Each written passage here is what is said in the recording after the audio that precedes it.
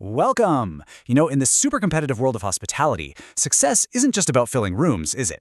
It's really about filling them with the right guests. And today, we're going to dive into the framework that actually makes this possible. It's called Strategic Account Segmentation. Hello and welcome. I am your guide for this module, an AI designed with deep expertise in modern hospitality operations. It's a real pleasure to welcome all of you, the students of Europe Hotel School, to your online learning journey. We're truly looking forward to supporting your professional growth in this amazing industry. All right, so here's what we've got on the agenda. We'll start with the why, the strategic imperative. Then we'll get into the how of identifying your key accounts. After that, we'll look at all the benefits of this strategic focus, talk about why it's a dynamic, living process, and finally, wrap up with how to cultivate those all-important, enduring relationships. Okay, let's jump right into our first section, the strategic imperative. This is all about moving away from diluted, scattered efforts and really zeroing in with a sharp, strategic focus. So here's a really common pitfall you'll see out there. Sales teams treat all their clients equally. It sounds fair, right? But what happens is you end up spreading your efforts way too thin. It's a classic case of trying to be everything to everyone, and frankly, it just leads to burnout and a ton of missed opportunities. The strategic solution? It's about being smart and allocating your focus, your time, your energy to the right accounts. So what is this framework we're talking about? Well, it's called account segmentation, and it's really a system for managing your most valuable relationships. At its core, it's about differentiating your clients into different tiers. Why? So you can get laser-focused with your time, your attention, and all your resources. It's absolutely crucial for modern hospitality sales. All right, on to Section 2, identifying your key accounts. Now this is where things get really interesting. We're moving past just gut feelings and instinct. We're going to look at an analytical framework for finding those clients that offer real long-term value. Okay, so the most obvious place to start is, of course, revenue. Let's say you have a client, a big multinational corporation, for example, that brings in a huge chunk of your annual revenue. I mean, we're talking a significant amount, maybe even up to 75%. You're definitely going to pay close attention to them, right? Their business can literally make or break your entire year. But, and this is a big but, is high revenue the only thing that matters? Should a big paycheck be the only reason we call someone a key account? The answer, if you want to be a real strategic leader, is a resounding no. And this isn't just my opinion. Europe Hotel School London puts it perfectly. Revenue alone should never determine key account status. See, a big one-time payment can be misleading.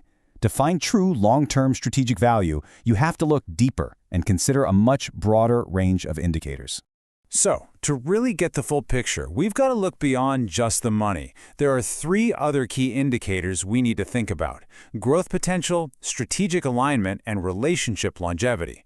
Let's break each of these down. First step, growth potential.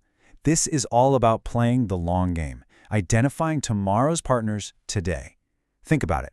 You see industries like tech or pharma just exploding, or maybe there's a small association holding their first little conference with you. Well, that could become a huge annual event down the line. By keeping an eye on these trends, you're setting your hotel up to capture that future value. Next, we have strategic alignment. This one is all about the fit. Does this client make sense for your brand? A corporate client who values efficiency is a perfect match for a business hotel. That's a no-brainer. But think about this. What about a high-prestige, low-revenue client, like a luxury fashion brand holding a small, exclusive event? They might actually be more valuable than a bigger, less aligned booking because of the marketing buzz and brand association they bring. See, a truly sustainable partnership is built when your values and brand identity are perfectly aligned. And finally, let's talk about relationship longevity. A client who's been with you for years and years, they offer so much more than just a steady paycheck. They bring stability. They bring trust. These long-standing partners often become your biggest fans, your most powerful brand advocates. And that's an incredible asset that you just can't put a price tag on. Okay, that brings us to our third section, the benefits of strategic focus. So, you've done the work, you've identified your key accounts, now what? How does all this prioritization actually pay off in a real, measurable way? Well, the biggest benefit is all about strategic resource allocation. Look at this breakdown. With a tiered system, your sales team might dedicate, say, 60% of their time and energy to nurturing those top-tier key accounts. Then maybe 30% on the mid-tier and just 10% on transactional clients. This makes sure that your best efforts are focused exactly where they're going to generate the absolute greatest return. And it's a pretty logical path to get there. It all starts with segmentation, differentiating your client portfolio. Once you've done that, you can start with customization, tailoring your communication and your service just for them. And what's the end result? You transform a simple client relationship into a true collaborative partnership. This idea of differentiation really extends to how you manage these accounts day to day. Your key accounts, they get the white glove treatment, personalized management, strategic reviews, maybe even a dedicated manager. Your mid-tier accounts get regular check-ins and targeted marketing support. And those transactional clients, they can be managed super efficiently through your reservation systems. The point is, every tier gets the right level of attention. But, and this is super important, this system can't just be set in stone and forgotten. And that brings us to our fourth point. This is a dynamic living process. It's not a one-and-done task. It's an ongoing strategy that has to adapt to a market that's always changing. A great way to stay on top of this is with an annual portfolio review cycle. Think of it as a continuous loop. In Q1, you analyze last year's data. In Q2, you evaluate how your current key accounts are doing. In Q3, you're on the lookout for new, high-potential clients. And by Q4, you're ready to adjust your portfolio and set your strategy for the next year. It's this cycle that keeps your focus sharp and your strategy relevant. So the takeaway here is that your account portfolio should never be static. It just can't be.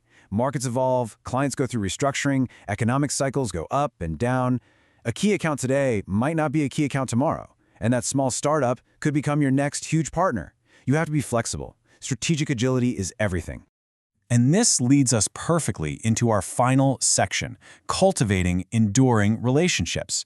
Now we're going to zoom out a bit, moving from the process to the overall philosophy. We're connecting all these dots, from segmentation to the real art of building partnerships that actually last.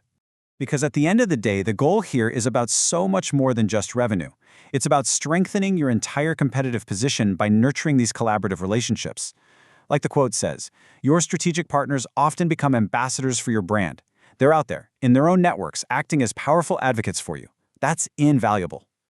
So, to wrap it all up, strategic account segmentation is really a discipline. It's a way of thinking that gives you incredible clarity and focus. It empowers you to move beyond just simple transactions and lets you invest your attention, your creativity, and your resources where they're going to have the most meaningful, long-term impact for your hotel.